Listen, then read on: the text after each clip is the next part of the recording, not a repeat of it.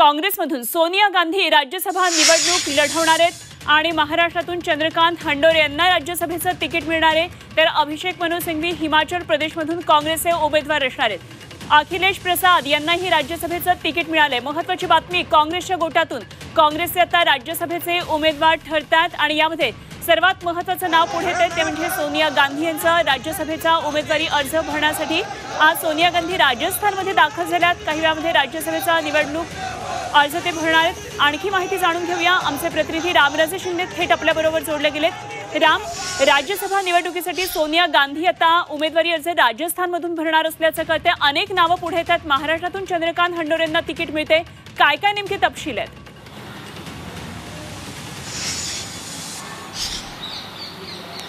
बिलकुल, काँग्रेससाठी सगळ्यात मोठा झटका हा मानावा लागेल की सोनिया गांधी रायबरेलीमधून लढणार नाहीत।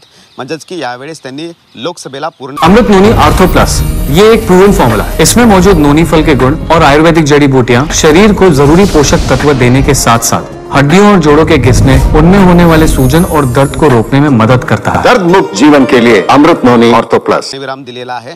मात्र त्या सक्रिय राजकारणामध्ये असणार आहेत आणि म्हणूनच राजस्थानमधून राज्यसभा जे आहे ते त्यांनी उमेदवारीसाठी सोनिया गांधी यांचं नाव पुढे आलेलं आहे। राज्यसभा सोनिया गांधी यांनी निवडलेली आहे। या पाठीमागे कारण काय ते पाहावे लागणार आहेत, कारण अगोदरच काँग्रेसच्या हातातून अमेठी हा मतदारसंघ गेलेला आहे। अशा वेळी सोनिया गांधी यांनी रायबरेलीमधून काढता पाय घेणं हे कशाचे संकेत आहेत हे सुद्धा पाहावे लागणार आहेत।